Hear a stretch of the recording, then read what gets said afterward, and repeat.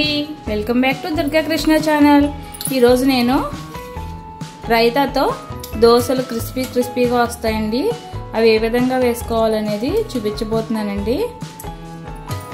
జనరల్గా మనకి ఎప్పుడైనా రైతా మిగిలిపోతుంది కదండి, అలాంటప్పుడు అది వేస్ట్ చేసుకోకుండా మనం దోశలు వేసుకోవచ్చండి.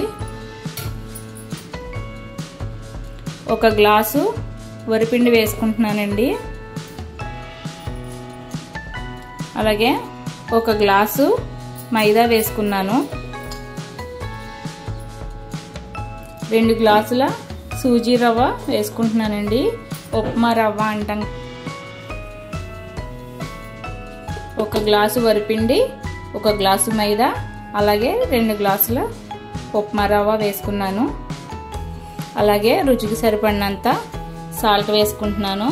వేసుకొని ఒక్కసారి ఈ 3 కలిసే విధంగా కలుపుకోవాలి. ఇలా కలిపిన తర్వాత ఈ రైతాని ఇందులో వేసుకుంటున్నాను. ఈ పిండిలో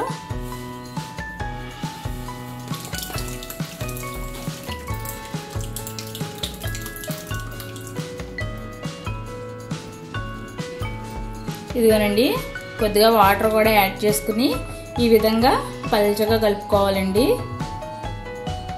రైతా కొంచెం చిక్కగా ఉండడం వల్ల వాటర్ పడుతున్నాయండి. ఆల్రెడీ స్టవ్ ఆన్ చేసి పాన్ హీట్ చేశానండి. ఇప్పుడు దోశ వేసుకుంటున్నాను.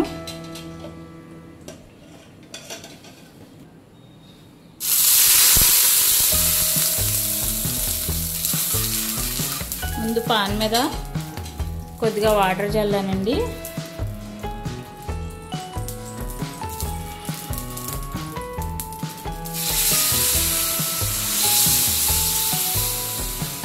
ఈ పిండి దోశల పిండిలాగా ఇలా పామడం కుదరదండి. ఈ విధంగానే పోసుకోవాలి.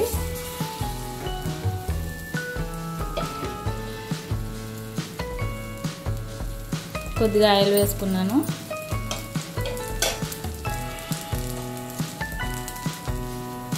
ఈ దోశ కాలడానికి కొంచెం టైం పడుతుందండి. మామూలు దోశల వెంటనే తిరగేయడం కుదరదు.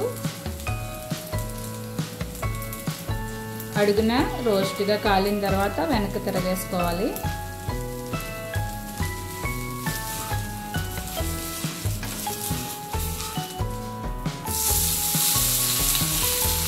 చూసారా ఎంత కలర్ఫుల్గా కాలిందో. చాలా బాగుంటుందండి. టేస్ట్ కూడా చాలా బాగుంటుంది. అప్పటికప్పుడు కలుపుకొని వేసేసుకోవచ్చు, లేదా ఇవాళ నైట్ కలుపుకొని రేపు మార్నింగ్ వేసుకోవచ్చు కూడా.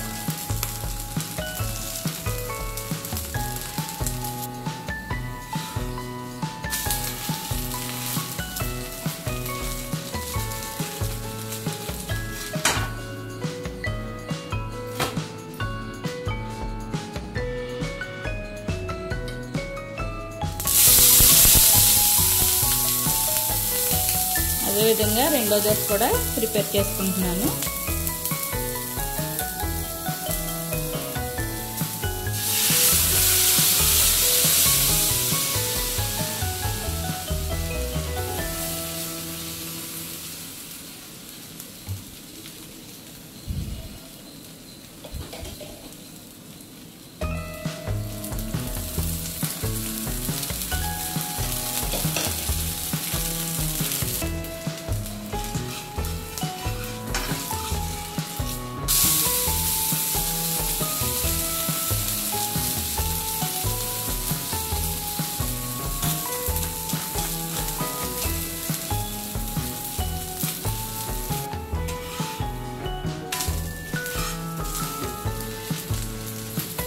ఇదిగోనండి, దోశలు అనేవి రెడీ అయిపోయినాయి.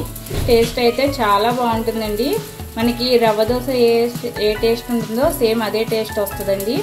మీ అందరూ కూడా తప్పకుండా ట్రై చేయండి. టేస్ట్ అయితే మీకు చాలా బాగా నచ్చుతుందండి. నా వీడియో మీ అందరికీ నచ్చింది అనుకుంటున్నానండి.